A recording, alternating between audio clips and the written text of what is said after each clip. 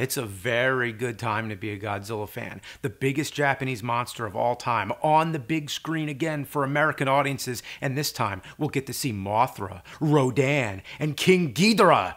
But if you want to know what that's all about, where it all came from, you want to catch up on all the Japanese Godzilla films, well, that's easy. There's only 29, with different timelines and continuity. Monsters are introduced in separate films, then cross over. This one's set in the future, this one's a dream, and these ones Godzilla's a villain, and these one's a hero. Outside Japan, the titles were changed 1,000 times. Some were drastically re-edited for American audiences. Mothra vs. Godzilla is not to be confused with Godzilla vs. Mothra. King Kong vs. Godzilla is not to be mistaken with the upcoming Godzilla vs. Kong. Godzilla vs. Mechagodzilla 2 is actually the third to feature Mechagodzilla and different from Godzilla against Mechagodzilla. Then there's Destroy All Monsters Attack, Giant Monsters All Out Attack, god damn! And don't forget the Zone Fighter series, the anime trilogy, and while we're at it, the animated series based on Godzilla 98. How many are called Godzilla now? Godzilla 54, Godzilla 84, which is called Godzilla 1985 in the USA. Then there's Godzilla 98, Godzilla 99, which is called Godzilla 2000. See, it's like a car. It's named after the next year. Then there's Godzilla 2014, and now Godzilla King of the Monsters, which was the American title of the first Godzilla. You got all that? You good to go? Okay.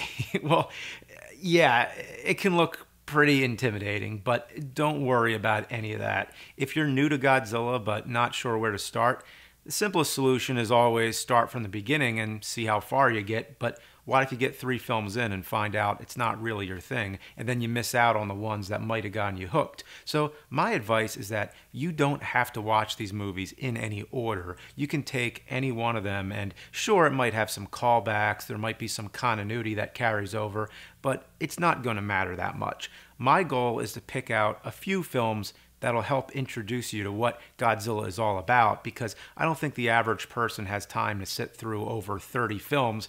That's for the dedicated fan, and maybe that'll be you. But if you're a casual viewer, then you've come to the right place. For the fans who are sitting there watching like, oh, he better get this shit right, don't worry, I will. But the thing is, you're going to hear different opinions everywhere you look. I mean, look in the comments. I guarantee you're going to see every possible suggestion there is.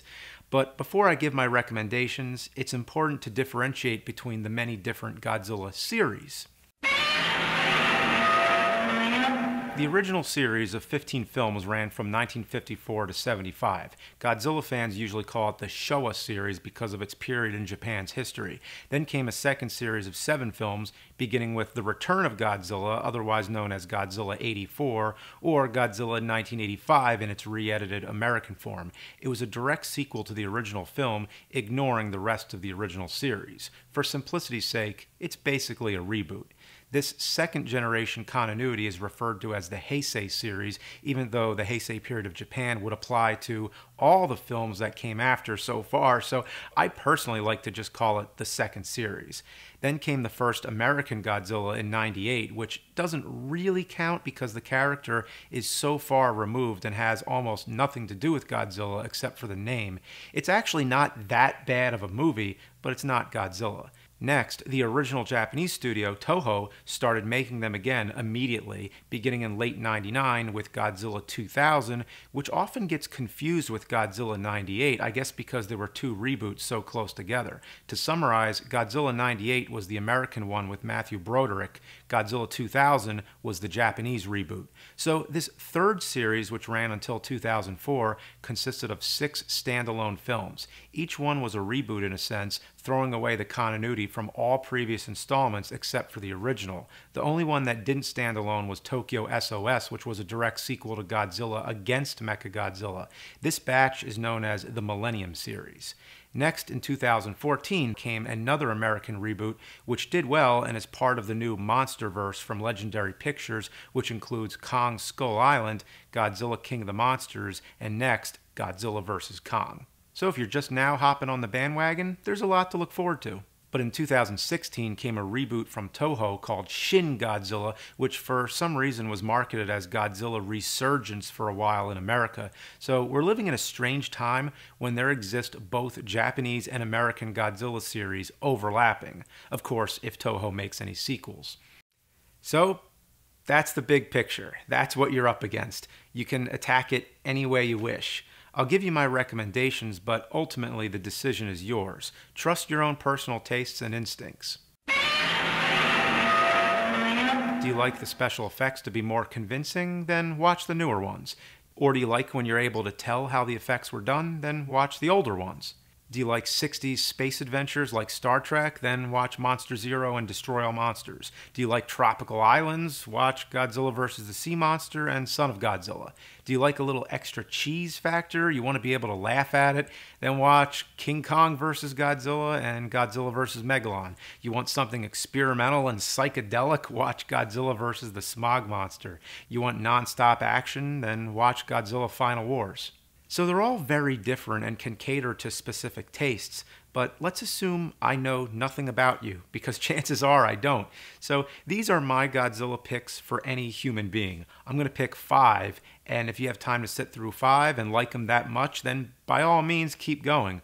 I'm judging these films based on the following criteria. First of all, they're all Japanese. The new American ones are most definitely a good place to start when it comes to generic audiences, but the goal here is to get you familiar with its source. Second, I'm only talking about the live-action films, not any other medium.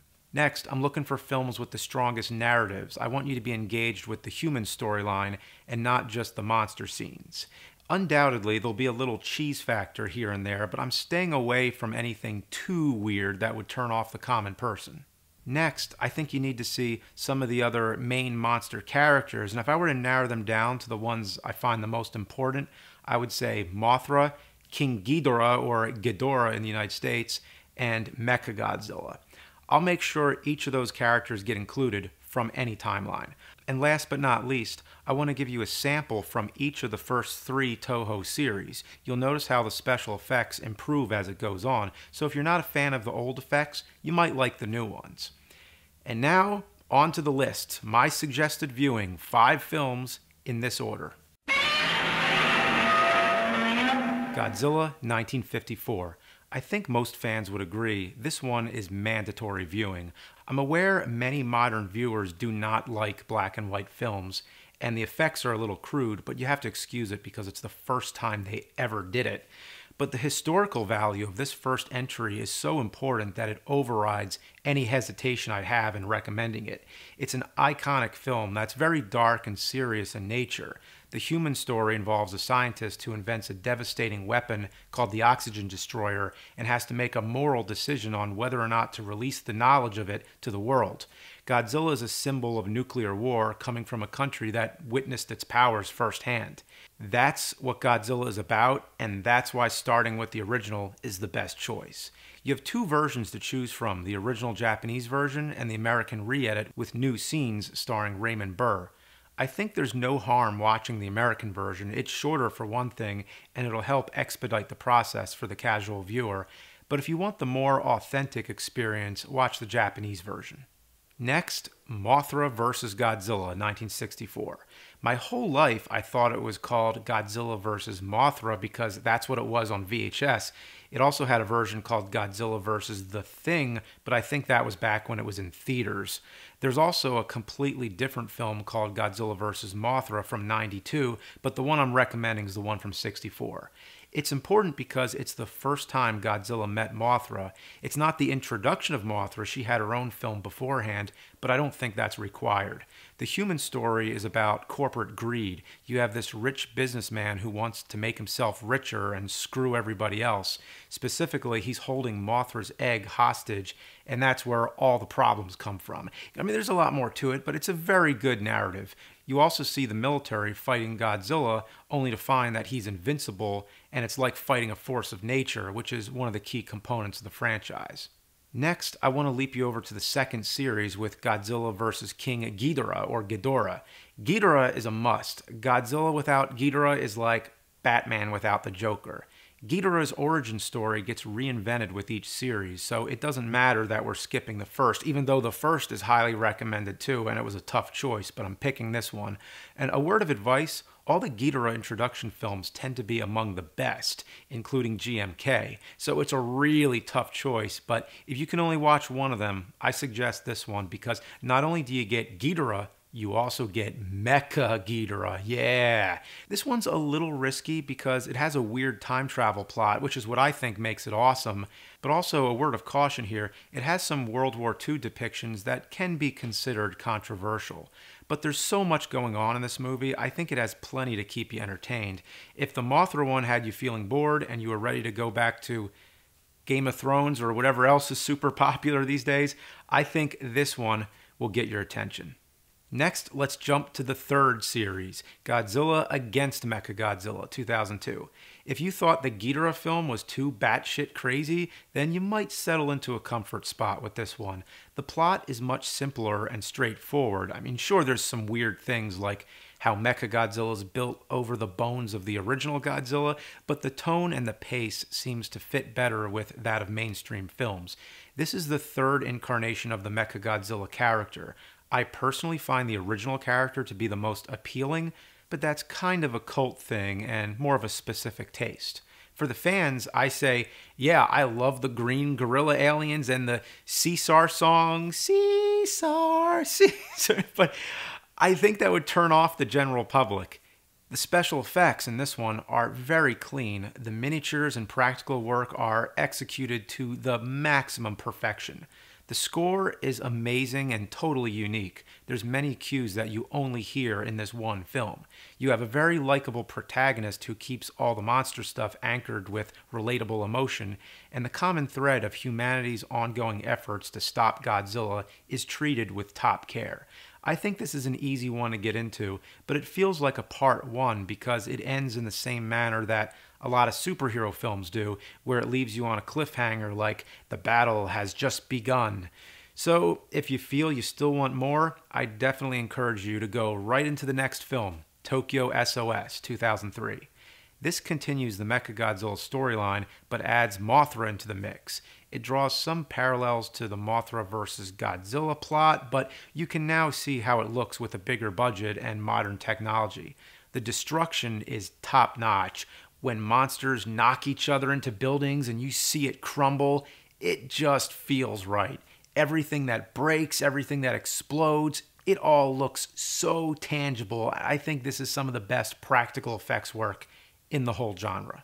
So, those are my personal suggestions. These 5 films, I think, offer a good sampling of the whole franchise, and after that, even if you find it's not your thing, you'll at least now be familiar with it. If you love it, then keep watching. I'd say whichever one was your favorite of those, watch the rest in that series. I had many close recommendations. I almost picked the original Ghidorah, but as I said, I wanted to get you to the second series as soon as possible. Many would say Destroy All Monsters, but that's only because of the last 10 minutes with the big monster Royal Rumble. Otherwise, the plot is kind of a rehash of Monster Zero with aliens trying to take over the world, and honestly, I think Monster Zero did it better. The first 2 Mechagodzillas, as already mentioned, I think they require some specific taste. And of course, this one, which is one of the best of the whole series, but it's hard to recommend a movie called Godzilla, Mothra, King Ghidorah, Giant Monsters All Out Attack. What were they thinking when they came up with that title? GMK, as it's known by fans, and is highly recommended. Final Wars, as said already, this is non-stop action with martial arts fighting on top of monster fighting, and just about every monster makes a cameo. I figured it's too insane for casual viewers, but if you like insane, then go for it. It also has a bit too many digital effects, which is not what the franchise is known for. Godzilla 2014, this is almost awesome. It has a great build-up, but in the middle it really goes downhill. Every time the monsters appear, it cuts away to something else. The human characters are bland, except for Bryan Cranston, but he's killed off in the first act. All the monster fighting is backloaded into the final scene. It's dark, as in literally with low lighting, and hard to see anything. A good attempt, but for such an important reboot with so much depending on it, it could have been better. Shin Godzilla 2016. Godzilla's never been more terrifying. It contains some of the best moments of the entire franchise, mainly the middle 20 minutes where Godzilla's doing most of his rampaging. But the rest is way too talky, and it kinda drags. I don't see the majority of the public really caring for it that much. As a bonus, I give you some optional viewing methods, mostly for fans who want to brush up on the franchise again. You could do the villain to hero timeline, which completes the arc of Godzilla turning from the destructor to the defender of humanity. You just watch the original, Mothra vs. Godzilla, Ghidorah the three-headed monster, and then Destroy All Monsters, which gives a conclusion to the Ghidorah timeline. You could also do the original story trilogy, starting with the original American edit with Raymond Burr, then Godzilla 1985, also with Raymond Burr, and then finish it up with Godzilla vs. Destroyer, which has ties to the Oxygen Destroyer and puts an end to Godzilla. There's countless ways you can go, so it's up to you. The availability of these films is a topic that I can't even cover because it's constantly changing. When I started writing this video, I thought there was a bunch of them on Hulu, but next thing I know, they're all gone. It seems you can rent most of them on Amazon or cable on demand, depending on your cable provider, some of them for free.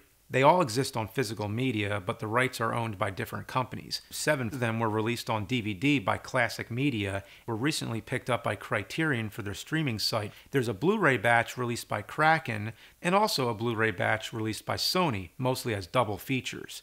Don't you hate it when the double features don't go in order, so it forces you to organize your collection in a mixed-up way? That really brings my piss to a boil. Wouldn't it be nice if they released all these movies in one coherent set? Well, they have. In Japan only. Look at that. Look how beautiful and uniform that set is. But it sells for thousands of dollars, probably because it has to come with a goddamn mask. I would totally get it, but it's DVD, and for that money it should be 4K, but also there's no English subtitles, which I wouldn't mind that much, but it's region locked like everything else, so I couldn't watch them at all without changing my whole setup. So, the availability may be sketchy, but at least it's not like before the internet when many of these films I couldn't find at all or even knew they existed. So, if you're a newcomer, I hope I helped out. Check out these 5 films and see where your heart takes you. Closing words, being a Godzilla fan now is better than ever. Before the internet, I never met anyone who was a fan. These movies were laughed at and associated with bad dubbing and rubber suits. I felt I had to stick up for these films, but now it seems the King of the Monsters has finally gotten his much-deserved respect.